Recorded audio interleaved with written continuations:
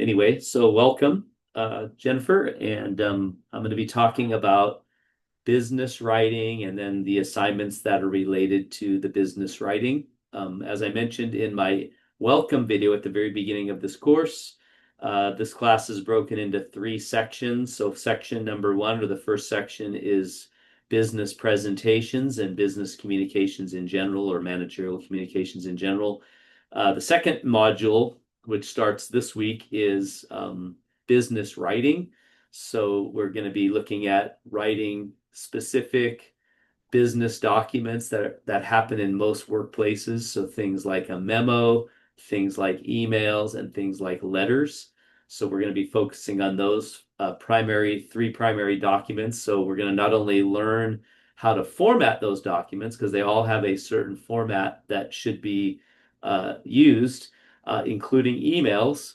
It will also be talking about ultimately how to make your document look great. And business writing isn't just how your document reads like you did when you wrote an essay. It's also how your document looks. Does it have visual appeal?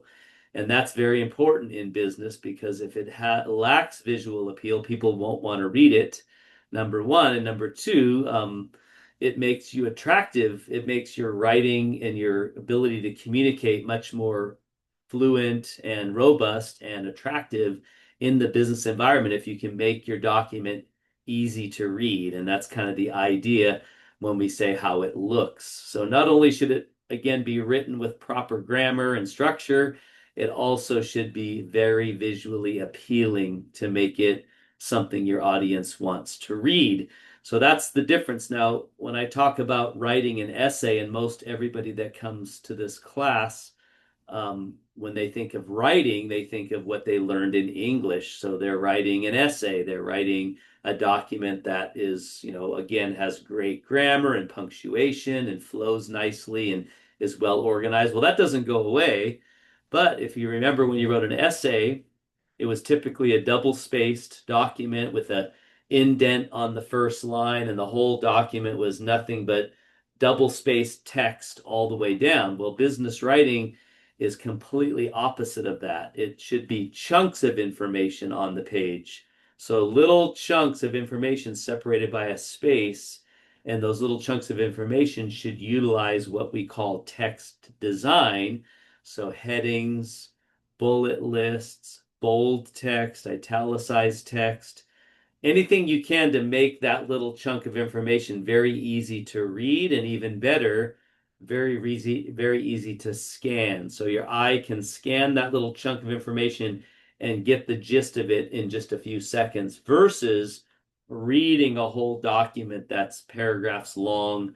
That's very difficult and challenging, and especially if it's double spaced, separated by a space, like an essay, it's very difficult to read. You have to really concentrate. You have to really be focused. Where business writing, the idea here is that you should be able to scan it or skim it very easily. And so that's what we're going to be focused on in business writing. And so I'm going to be going over kind of business writing in general, which is the do's and don'ts of business writing, which happens to be your discussion post assignment for this next module. Now, again, we had the shutdown this last week. Canvas was shut down. So I did extend your prior discussion post as well as your individual presentations one more week. So you have until this coming Sunday, May 17th, to complete that. But you also need to get started on business writing, because you are going to have a memo due, etc. So we'll look at all that here in a second. Let me go ahead and share or scroll down here to the module. So we're technically starting module 2 today. And I know I went over this in the video that I did, but as you note here, this is the Zoom session we're doing right now. I also have a recorded version right here. I'll be replacing that version with this version when I'm done. We're going to be covering 4 chapters. I did remove the check-in assignment from this week just because I know you're still working. You had a limited amount of time for last week, so I did extend last week's check-in assignment as well as your exam to Wednesday, which is today. So you have the rest of the week to finish these other assignments, and the first one is your quiz. So make sure you read the chapters and you do the quiz so that way you get the content. And then we have our first writing assignment right here, which is your memo to the CEO. And then I did move your discussion post on the do's and don'ts of business writing. You don't need to start that till next week, but you definitely want to learn before you write the memo exactly what you need to do. And so I'm going to be jumping ahead and I'm going to be going over this assignment now. Excuse me, going over the do's and don'ts of business writing in documents and make sure you apply that to your memo that you're going to be writing this week. So again, I moved the due dates back on all of this, but I'm going to go over this assignment and then I'm going to go over the do's and don'ts of business writing, and then I'll show you some of that, examples of some of that in some of the writing assignments. So let's start with this assignment. So what is the discussion post assignment? Well, just like the one you did before, this assignment is kind of progressive. So you're going to have 2 weeks to do it rather than 3. Normally I would give you 3 and you're welcome to get started right away if you want to, but it's not going to be due until a week from this Sunday because of the shutdown. But nonetheless, you're going to basically make a list of the do's and don'ts of business documents. So just like you did the do's and don'ts of business presentations, you're now doing it for business documents. So you need to come up with a list of what you think makes a document good and what you think makes a document bad. And there's 2 ways to look at this. Again, how it looks and how it reads. So tell me the do's and don'ts, how it reads, and then tell me the do's and don'ts on how it should look. And I'm going to actually be going over that in this video presentation. So you're welcome to use my list, but you need to use it as both your initial list and your final list. So when it comes to your initial list, that's what's due right away. So do it, or well, it's due next week. Maybe think to yourself, what makes a good business document, right? Thinking to yourself. So just make a list of everything you can think of how it reads and everything you think of on how it looks. Then next week, and you can start this week, you look at other students' lists, what they've come up with, make comments on their lists, maybe steal some of the things they put on their lists and add them to yours. And then on next week or the final week of this assignment, you'll be doing your final list. And that's where you'll be giving your final list. So there should be really three or four submittals. There should be your initial list. There should be your 2 comments on other student lists, and then there should be your final list. That's completing this assignment. And I have that all broken down for you. And I did do a Zoom session on this, and this is the same session I'm doing now. So you're welcome to watch that one. I do have some other YouTube videos you can watch about business writing. So that's the assignment. So what I'm going to do now is I'm going to shift gears and go over the do's and don'ts of business writing. So I'm going to go ahead and select stop sharing. I'm going to share the business document that I have. And so you should be seeing my screen now, and it's basically your do's and don'ts of business writing. So as I mentioned, business writing is 50% how it reads. So I have do's and don'ts for that. And then it's also 50% how it looks. So keep in mind, when I'm grading your documents that you're creating for this class, I'm going to be grading on 50% how it reads and 50% how it looks. So you may have wrote a great email. It reads and flows beautifully, no grammar issues, no punctuation issues. But if it's all plain text and it's all a paragraph of text, then you're only going to get half the grade because you didn't utilize any text design. You didn't do anything to make your document look appealing. It's just plain text of paragraphs of text. So you want to put extra energy and effort into how your document looks. And I'll be explaining that now, what you should do to make it read well and what you should do to make it look well, look nice. And this is, again, really doing your discussion post for you. So if you're watching this video, you're basically being given your final list. So keep that in mind. So the first thing then is how it reads.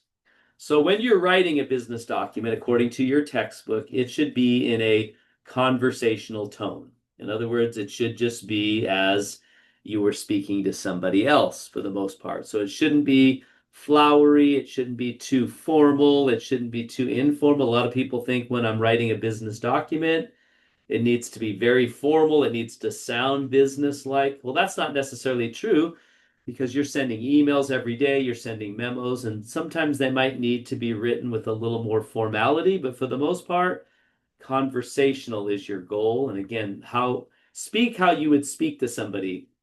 Don't speak like you're a professor. Don't speak like you're a AI computer. Don't speak like you're an expert in something unless you are. Just speak as you would as if you're talking to somebody else. So that means to use plain, everyday, simple language that you would use. And I'll probably use that as one of my points here in a second. Second thing is it should always be positive. There's sometimes that you're writing a document that you need to give negative or bad news, and we'll be learning about that in chapter 7 about writing a negative news message. I believe it's chapter 7. But you got to be very careful that you don't come across as being focused on the negative. You always want to make things as positive as you can. So for instance, if I said to you, construction on your project has halted, the soil is soggy, so nothing can be done until the soil dries. Well, that's negative, right? I'm focusing on what cannot be done.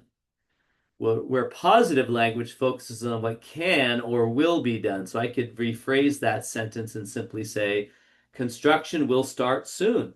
Positive, right? Once the soil's dry. It has nothing to do with focusing on the negative and everything to do with focusing on the positive. So when you're writing a business document, the tone should be conversational and it should be positive. Focus on what you can do. And if you can't do something, then try and mitigate that with what you can do instead. So this is where you might promise a discount or maybe an option that the person can consider. So don't focus on the negative. Don't be harsh. Another one of the assignments I might give is you're making a negative announcement that no longer are employees allowed to use their computer for personal reasons or for social media at work. You could say, and if some students love to take that and go, and if anyone is found doing that, they will be terminated immediately. You're being very harsh and negative. So keep it positive. Thank you for your compliance. Thank you for your understanding. That's the idea. So keeping it positive. Number 3, keeping it clear and plain. So business writing isn't meant to be flowery and impressive. And, in your essay writing, you're trying to be very descriptive and very eloquent in the way that you wrote, and you're trying to be that way. Well, here you don't want to be that way. You want to be clear, plain, simple, and to the point. If you're asking somebody to send you the report by Friday, please send me the report by Friday, those kinds of things. So this is very beneficial because not only is it very easy to understand, but also people who speak other languages are much easier, much more able to understand you. So clear, plain, simple language is what you're shooting for. Number 4 is you-centered. So it's always about the reader and not about you as the writer. It's very easy to stand behind our policy and this is what we want and this is what we demand as the writer. But you should always put it in terms of how this is going to benefit the reader. And especially when you're trying to persuade them, you want to make sure they see it as a benefit to them. And so rather than saying, I must have the report by Wednesday, you could say, if you could send me the report by Wednesday, that will enable us to accomplish our goals. So you're putting it in terms of you-centered, how it benefits the reader, how the reader's going to benefit as a result of their compliance or whatever else. So put it in those terms.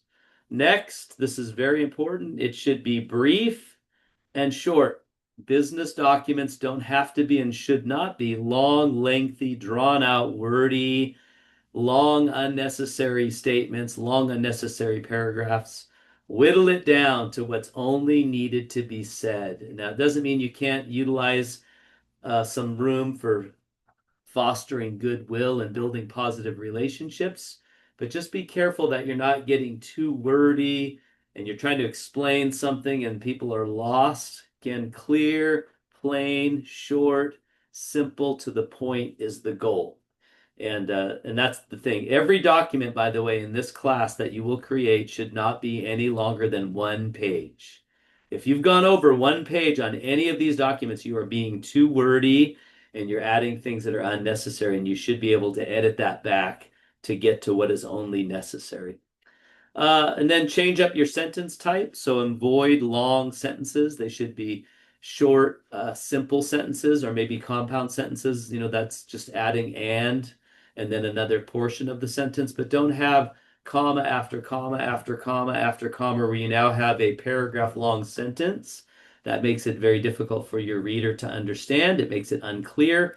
So keep your sentences simple and to the point, and change up the type so that it's not all simple sentences because they become a little bit more choppy. So maybe compound sentences where you add a comma and an and or a but, or since, etc. Or you can do a complex compound which has a dependent clause on an independent clause, and you can look these up. You'll be covering them in your book. But ideally, your sentences should be around 20 words long. If they're any longer than that, they start to become difficult to read and difficult to remember. So around 20 words is ideal. You can have some shorter, some a little bit longer, but that's kind of your goal to make it easy to read. And of course, you never want to eliminate proper grammar and proper punctuation. In this text messaging age, a lot of people use shorthand, emojis, things like that, but you should use complete sentences with proper punctuation in anything that you write, any email, any memo, any letter. You definitely want to use that. And then use complete sentences. Again, not shorthand, not emojis. And then use parallel sentences. And you'll learn about this in your book. But be careful of, again, the comma and then another portion of a sentence and then another comma. And you got this long running incomplete sentence.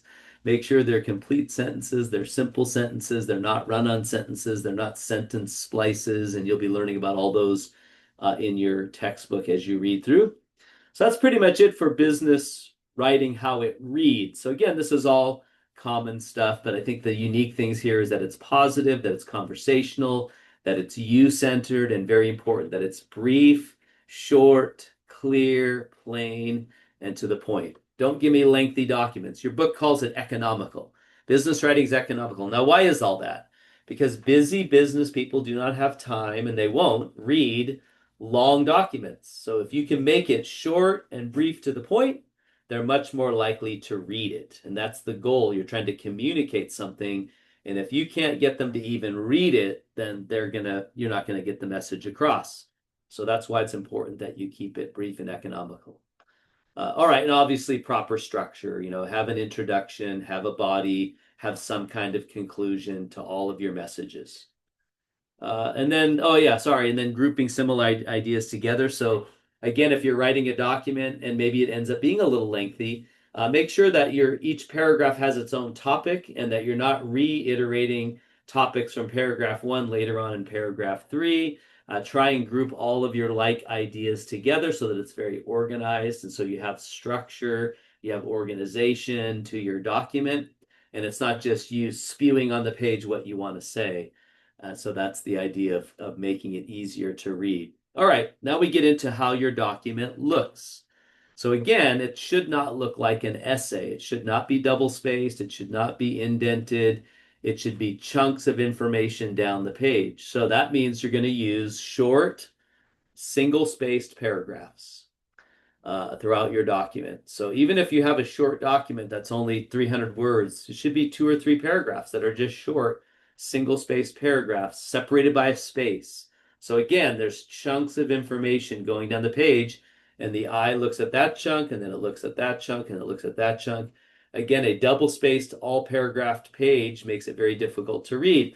All big one big paragraph makes it difficult to read. So make it short paragraphs separated by a space, and again, single-spaced paragraphs. Never all one paragraph. Double-spaced. Never double-spaced. Never double-spaced. I'll say it again. Never double-spaced. Be sure when you're creating your document that you select all your text. You go up to the paragraph settings, and even though you might have it set for single-spaced, check for lines before and after the paragraphs, because many word processing programs, when you open a new document, automatically come with space before and after the paragraph. which means it won't be truly single spaced. And I'm very good at catching this. What you're seeing now is truly single spaced on your screen. But if you are not truly single spaced, you'll see a little bit of space between, a little bit more space. That means it's not truly single spaced. So make sure that it is truly single spaced. And how you do that is in your paragraph setting in your word processor, whether that be Word or Google Docs, whatever you're creating in, make sure that the spaces before and after the paragraph is set to 0. And then it'll be truly single spaced. So short single spaced paragraphs is the key. Here's as far as the length of your paragraph, it should be around 8 lines maximum. So if you're counting how many lines are in your paragraph, 8 lines maximum. And I would say this, that is on a long document. So if your document is less than a page long, you don't want 8 line paragraphs on one page. You want to do shorter paragraphs. Shorter paragraphs are better than longer paragraphs. So the shorter, the better. So if you want your document to be read and easily scanned or skimmed, use short paragraphs, 8 lines or less. And I would say less in most cases. No indents. So indents are a lot of times you do a paragraph and then somebody tabs in the first line like I just did there on our list. That is not business writing, that is essay writing, and that should not be done in the business environment. So no indents. Everything should be left justified, right ragged, so you don't need to do full justification. And it's this setting up here in your word processor. You should be able to see that.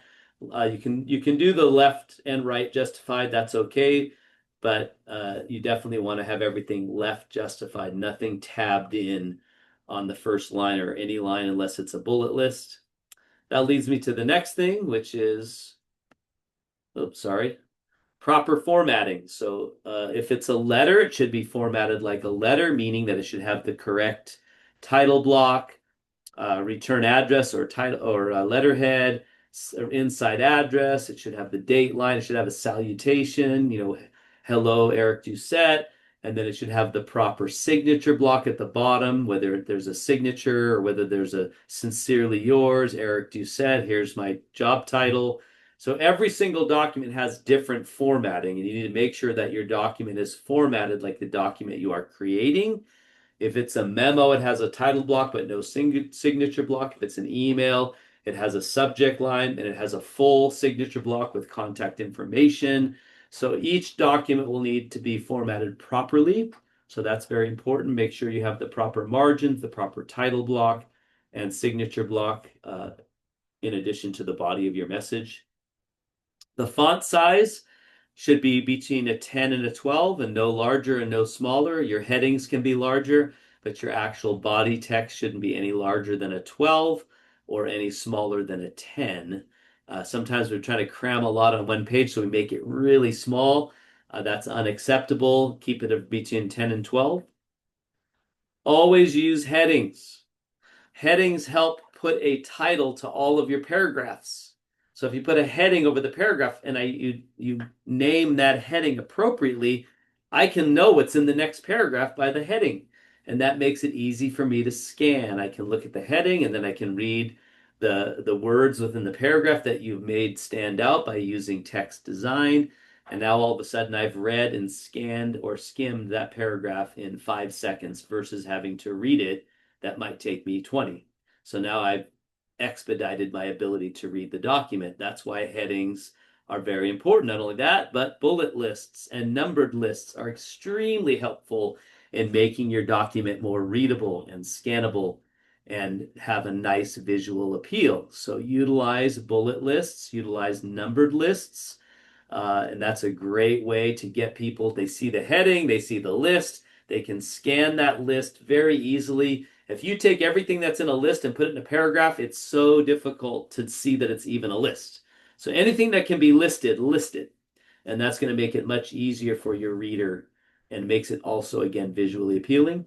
You should definitely use text design. What do I mean by text design? Bold text, italicized text, underlined text, even all caps. Those are all valuable throughout your document. I'm not talking in one place, throughout your document to make your document easy to scan. So imagine a document that's all one paragraph of text, all plain text. There's nothing made to stand out. It's all plain text. And now I'm forced to read that without being distracted, needing to give my 100%, 10% attention to it. Great, but it's going to be laborsome for me to do, and I may not want to do it. Whereas I have a document that has a heading and a short paragraph. In that paragraph, there's some bold words made to stand out, followed by a bullet list. I can look at the heading. I can look at the bold and italic words. I can quickly scan the bullet list in all of 5 or 10 seconds, and I didn't have to necessarily read it word for word. I got exactly what I needed to get from that 5 to 10 second review. So that's the idea, right? So bullet lists, headings, bold text, italicized text, underlined text, all caps make it easy for me to scan it and to skim it.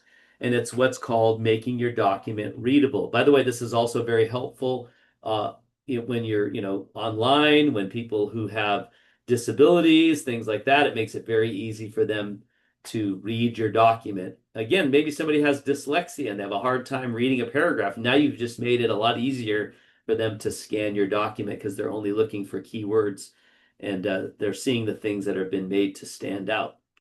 It should always fit on one page. Again, every document in this class should be 1 page or less.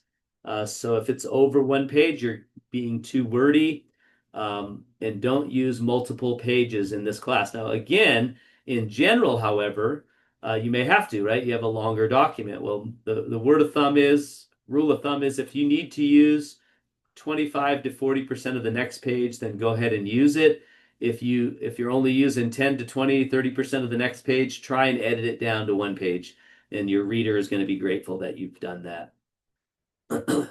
Use graphs, tables, and data. Business documents are not all plain text. They utilize headings, bullet lists, bold text, and tables, charts, graphs. Any business report done well will have graphs and charts and pie charts and tables and images because, again, business writing is visual, especially if it's going to go online, right? A blog or something like that. It should all be extremely visually appealing. They should use pictures and graphics. And that is pretty much it. That is the do's and don'ts of business documents. So this is pretty much your assignment completed. You could use that as your initial list, and if you do, that's fine, but also make sure that you use it as your final list at the end of the class. So let me go ahead and then give you a few samples of some documents. I'm going to go to my desktop, and I think I have a folder called Business Documents. Actually, I think it's under my folder here for RCCD. So let me find that first. Sorry, I was a little running behind on getting ready today. So I would normally have it all pulled up. So let me see, where's my RCC? There it is right here. RCC, and then I have Business 24 sample documents. So here's a few. So I'm going to come back to those. I want to look at some bad ones first. So I think I have one called Business Writing, but I'm not sure if it's in here or in my other folder. So give me a second to find it. Nope. I know where that one's at now. So let's go to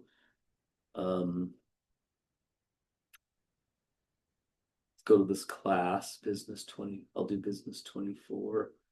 All right, here we go. That's not the one I want, though. There it is, Business Writing. Okay. All right, so let me look at a few documents. I'm going to look at some bad ones first. So let's do a bad memo. What I'm going to do is I'm going to I'm going to share my screen here in Zoom. And you can take a look at this bad document. All right, so this is a memo. It's supposed to be.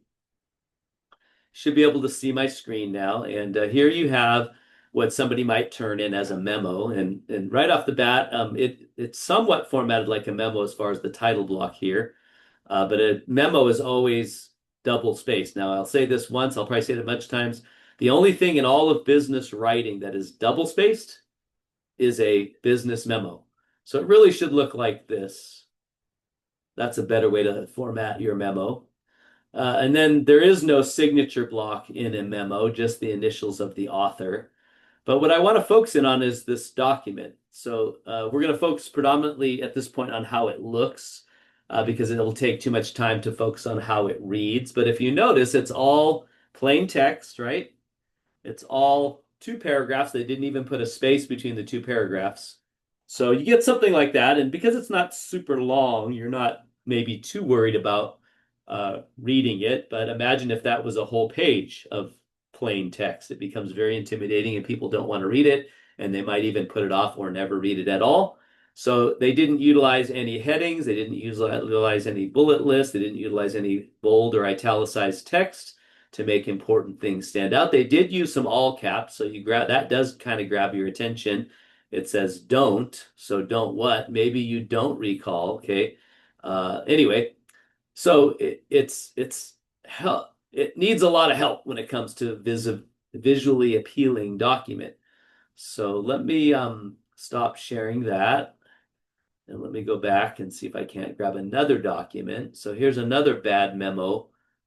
This one's very similar, so let me share that with you real quick. This one it's kind of got a good start on the title block. So, but number one, they're missing the word memorandum, and when you do a memo, this is supposed to be a memo, it should say the word memorandum or memo at the top, and they're missing here a from line, so it's not complete. It's an incomplete title block. They also added a full signature block at the bottom. So again, this is actually the same one, but it doesn't have any spaces between the two paragraphs, nor does it utilize any text design whatsoever. So that would be a very, very low scoring submittal by a student. Even if it read really well, 50% of their grade is how it looks. So they would be marked down because it doesn't look very appealing. All right. So let me share with you really quick. I'll do a couple more. Oops, let me stop sharing for a second. All right, let me come down here. So yeah, those are a few. Those work. Let's do memos. All right, let me do this parking memo. So this was actually an assignment that I'm going to show you the before and after to give you a visual on how you should format your document. So this is a parking memo that was an assignment that you might get in this class. And as we evaluate it, again, they're missing the word memorandum. There is only a to and a subject line. So they're missing the from line and the date line. They also have a signature block, which memos do not include a signature block. And then the body of their message, again, they used an indent right here, which is a no-no in business writing. And it's all one paragraph, and they didn't utilize any text design. Not only that, if you read the document, you would see that they're all over the place. They're talking about day shift employees, swing shift employees, then back to day shift employees. And it's all just somebody, what I call vomiting on the page, what they wanted to communicate. So I'm going to show you the same document, um, you know, done right. But first off, there are some dates in here and times and numbers. By the way, those should always be made bold, because even if you didn't format this any differently, just bolding those would make you realize there's some deadlines or dates that I need to be aware of, and that could help. But even better if you format it properly. So let's go ahead and open one that is done well. This is the same exact document, mind you, but it's done correctly with the use of business writing guidelines. And here it is. So you can see here that this one has a very nice title block. It has an inter-office memorandum across the top. It has double spaced with the date to from subject. So this is a properly formatted memo. Then you come down, there's a short little paragraph telling us that there's some parking guidelines. And then notice it has three sections: all employees, day shift employees, swing shift employees. So everything that was compacted in that paragraph now has been spread out into chunks of information so that you can read it and that you can scan it. So right off the bat, I see all employees. Well, that's me. I'm an employee. And I notice in all caps, it says, please have your white sticker visible to avoid being ticketed. Uh-oh. I must need to do something in order to not get a ticket. Well, there's a registration going on right here, registration meeting on May 12th, 13th from 11:30 to 1:30 or 3 to 5 in the cafeteria. That's where I can get my registration and get my white sticker. Great. I know that. I didn't even read it. I just looked at those things that were highlighted. And now day shift employees, well, I'm not a day shift employee. I'm a night swing shift employee, so I don't really care about day shift employee. I'm not even going to read that. But I am a swing shift employee, and this is a new parking guideline. So I can park on the curb, I can park in the empty space after 3:30, except in any ones marked by those items. Okay, I'm done. I didn't need to read anything else. I got what I needed from this memo. It was super easy, right? Because everything was laid out for me in a way in which I could easily find what I needed rather than all in one paragraph. So this is what we mean by using text design. I used bold, I used all caps, I used headings, I used bullet lists, and it's a good example of how to lay out a memo in a proper manner. It looks visually appealing, it looks easy to read, it looks easy to scan, and this is how you should do all of your business documents. Letters, memos, emails should all be laid out in such a way to be easy to scan and easy to read. So that's pretty much it. I mean, I can show you a few more bad documents and good documents to give you a better picture. For instance, if I was to do letter, so let's do a letter here. So here is a letter that somebody did. These, by the way, are all student turned in assignments that probably scored very low. So here is a letter that somebody turned in. It's missing a return address or a letterhead at the top, and you'll be learning about that as you go through this class. They have somewhat of an inside address, but not really. The inside address is the address of the person to whom you're sending the letter.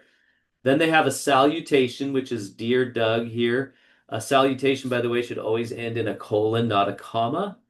And then they have their body of their message. It's all one paragraph.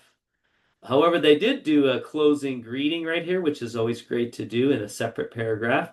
But their line spacing is inconsistent because here, after their salutation, they only have one space, but here they evidently have two spaces because it's much larger. So you want to keep all of your line spacing consistent. Then they have a fairly appropriate signature block for a letter. It should be all single space, and there should be room right here between the closing greeting and the typed name for an actual physical signature.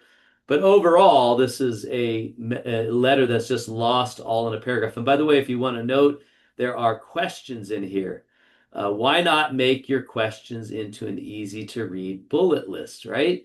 So in other words, there's a question that says here, would the corporate operate out of a corporate office? Another thing would be who's going to judge. Number 4, how would you identify their character? What should be their salary? So you have a bunch of questions. Why should they be lost in a paragraph when they can be brought out into a numbered list, right?